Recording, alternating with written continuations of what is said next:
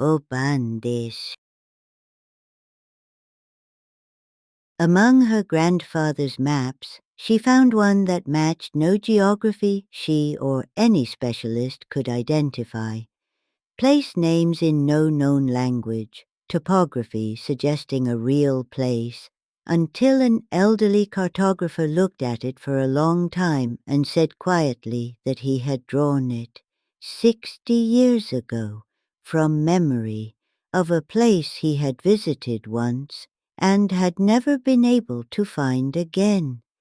Don't look too carefully at any old maps tonight. It is time for chapter 170. Maps are records of places that exist.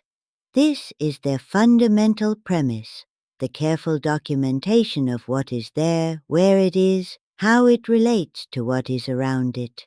A map of somewhere that cannot be found is a contradiction in terms, and yet occasionally a map appears in a collection that does not match any known geography, whose place names appear in no recognized language, whose coastlines and rivers and elevation markings describe a real place, specifically carefully with the attention of someone who has been there, that simply cannot be located by any means currently available.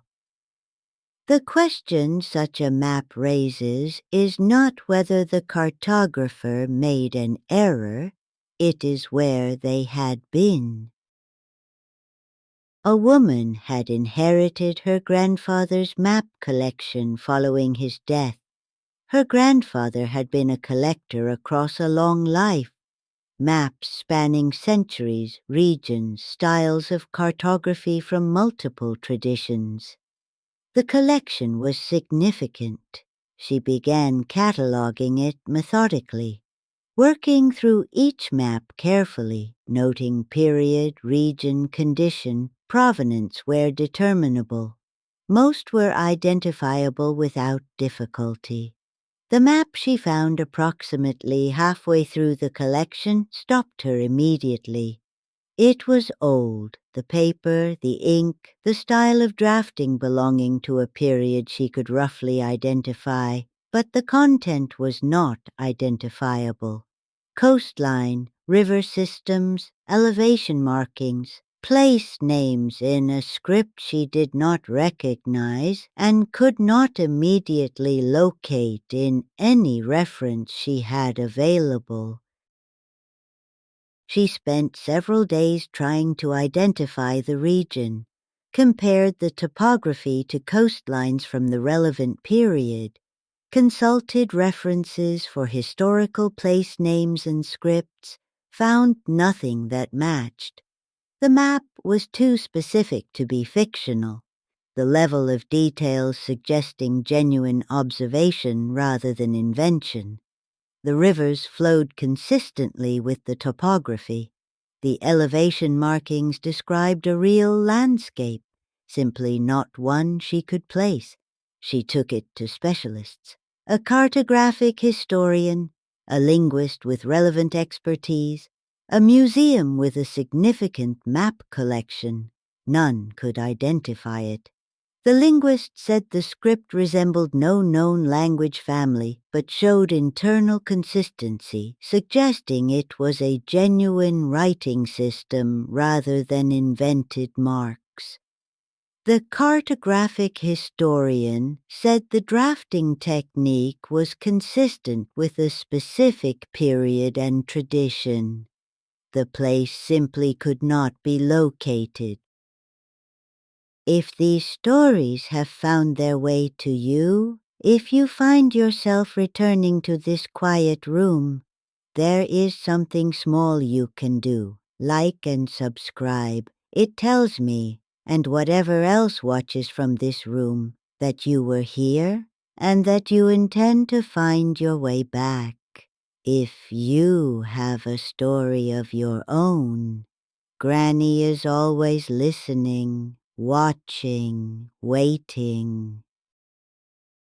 The elderly cartographer was suggested by the museum, a retired specialist, very old, whose career had spanned decades of significant work in historical cartography. She brought the map to him. He looked at it for a long time without speaking. She waited.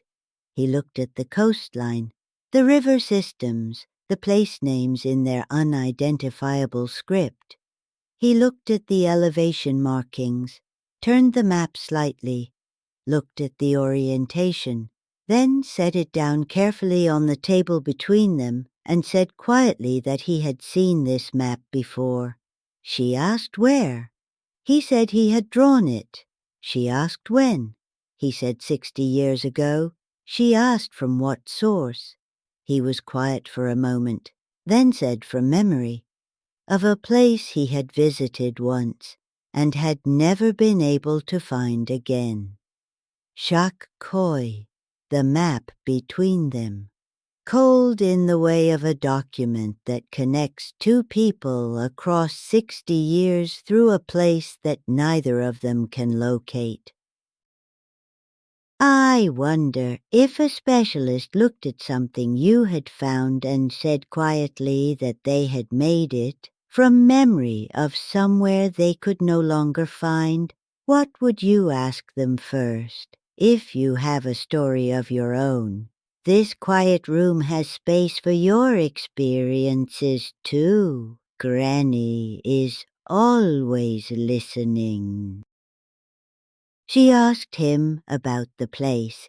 He described it carefully, the coastline as he remembered it, the rivers, the quality of the light, the particular character of the settlements whose names appeared on the map in the script he had apparently learned there and forgotten afterward, had found, when he sat down to draw the map from memory, that his hand knew the characters even when his conscious mind could not have reproduced them. He had drawn the map in one sitting, shortly after returning from wherever he had been. Had not been able to explain where he had been. The journey back had been disorienting, the route unclear, the transition from there to here involving a loss of specificity that he had found impossible to account for. He had drawn the map so that something of the place would exist in a form he could keep, then had not been able to find the place again by any means he had tried. You are still here. Good. Some stories need a witness all the way to the end. I wonder if you had been somewhere once that you could not find again, and someone showed you a map of it 60 years later. What would you feel? She asked him if he wanted the map back. He looked at it for a long time, then said no, said it had found its way to her grandfather's collection for a reason he didn't understand but was inclined to respect. Said her grandfather had apparently kept it without knowing what it was. Which was, the cartographer said with a quality she could not quite read, perhaps the correct relationship to have with it. She asked if he thought the place could be found. He said he had spent a considerable portion of his career trying, said he had come to understand across that time that some places can be visited but not sought, that the finding and the looking were, for certain places, mutually exclusive. She thanked him. He thanked her for the map, for showing him that it still existed, for confirming that somewhere he had spent 60 years wondering if he had imagined was real enough that someone else had drawn it and kept it, and eventually brought it back to him. Ndania, that's right indeed. I think about places that can be visited but not sought. about the cartographer who arrived somewhere once and could not find it again, who drew it from memory so that something would remain, and then spent 60 years not finding it through deliberate effort. And about a map that made its way into a collection, was kept without being understood, and eventually returned to the person who had drawn it through a chain of inheritance, and a woman cataloging methodically halfway through a collection. Some places, it seems, find those who can receive them rather than those who search. The cartographer found it once by not looking for it. The map found him again through someone who did not know what she had. Dania, some things arrive by the routes they choose rather than the ones we plan. I have always found this to be the most reliable navigation. Another whispered story from Japan, shared quietly here beside the kotatsu. If you inherit a map collection and you find a map that matches no geography you or any specialist can identify, keep it.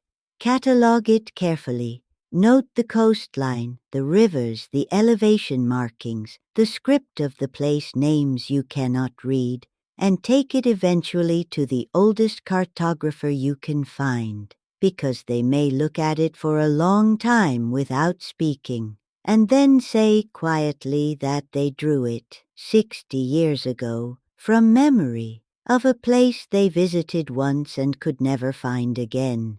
And the map, which has been in your grandfather's collection for reasons no one can account for, will have found its way back to the person who made it, as it apparently intended to, by the route it chose, which was not the direct one, but which arrived eventually exactly where it needed to. If this story stayed with you, if the dark or the shadow feels a little closer tonight, you know where to find me. I am always here beside the kotatsu, watching, waiting. And if you wish others to find their way here too, there is something small you can do.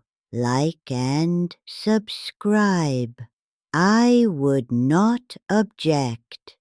And if you have a story of your own, this quiet room has space for your experiences too.